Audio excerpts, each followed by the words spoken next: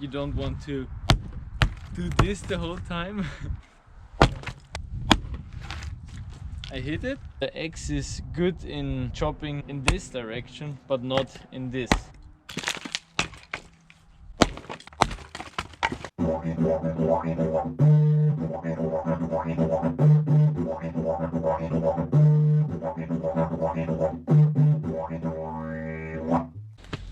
Hello friends and viewers. Today, I don't know if you can see me, but I'll talk anyways. Today I want to chop down some wood and make firewood and talk a little bit about the techniques behind it.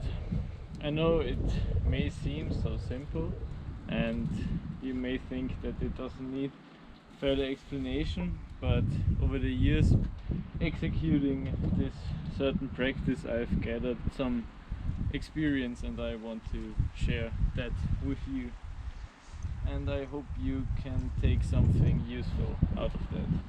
At first you want to look at your axe, make sure that the blade is tightly fixed to the handle and so the blade doesn't slide off while you're chopping. The next thing you want to look at is the wood. Determine which, I mean that's not that necessary, but it's neat to know which wood you're chopping because there's some differences between the types of wood. For example, harder woods or harder materials like beech or oak are, from my experience, easier to chop because the force of the impact is translated directly to the wood, if you get what I mean. With softer woods like spruce, the impact deforms the wood and not chops it. I hope that's understandable. The next thing, you want to examine the area and look out for splits like this one here or there, and when you're hitting with the axe you want to aim to those splits because the wood is pre-damaged and you don't have to invest that much energy to split the wood. So I hit it. As you can see, the split you saw earlier has now expanded, and the next thing is you don't want to do this the whole time. Obviously you want to save your energy, and my technique is this one. So you want to use the weight of the wood to cut it in half.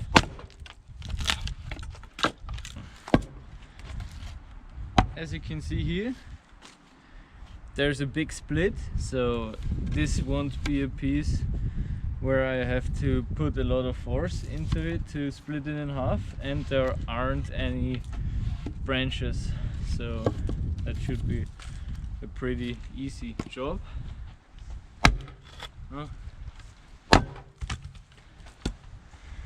And with this technique where you turn the axe around in the air, you have to make sure that the axe is firmly attached to the wood, so when you swing the wood doesn't fall on your head, because that would hurt obviously. And now I want to just do a little bit of wood cutting and see if there are some highlights which I then can share with you. See, that's what I'm talking about. That's always very satisfying.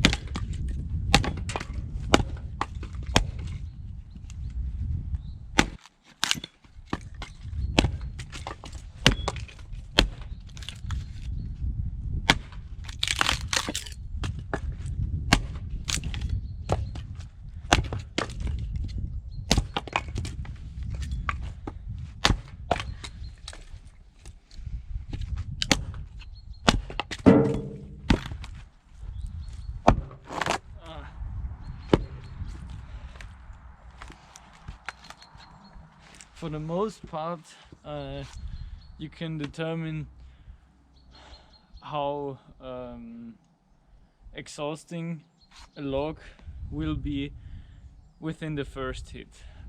Like here, you can hear a very deep noise, and that means that the wood is very like dry and hard to split, because most of the energy generated within the swing will be transformed in deforming the wood and not splitting it.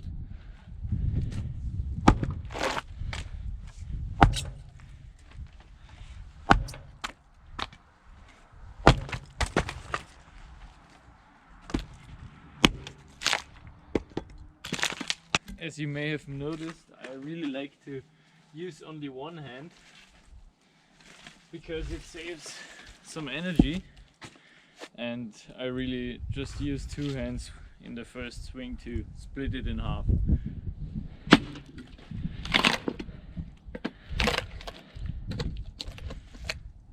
And here you can see that the core of the wood has already started to rot, and I find those logs especially different to split in half because the power of the swing doesn't get distributed evenly throughout the log. So yeah, I don't know, it's just something I've noticed over the years. And just for the record, the things I've said in this video are based on my experience, which I have gathered over the years performing this practice. So please don't blame me if you chop your finger off or hit your knee when you try wood cutting for the first time. So it really takes some time, I guess, to master this practice, but I also haven't mastered it, so it's just something I want to let you know. And that's what I was talking about. Wait. Here you can see there's a branch which has grown outwards of the log, and the fibers of the wood grow vertically and the branches horizontally, and axes are good at cutting horizontally and not vertically, so branches make wood splitting difficult because there's, like, imagine a nail stuck in the wood and the blade of the axe has to cut through the nail, and that's obviously harder. That's how it looks from the inside. As a good ending for this video, I have made myself a challenge, which you will see in a second. So this is my challenge.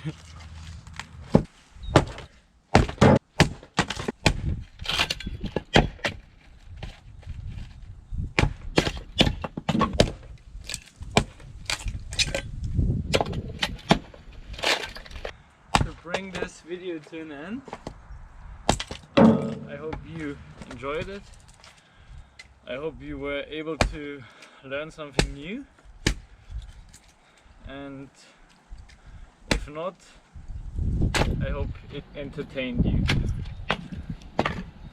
I'll finish chopping the wood and we'll see each other in the next one.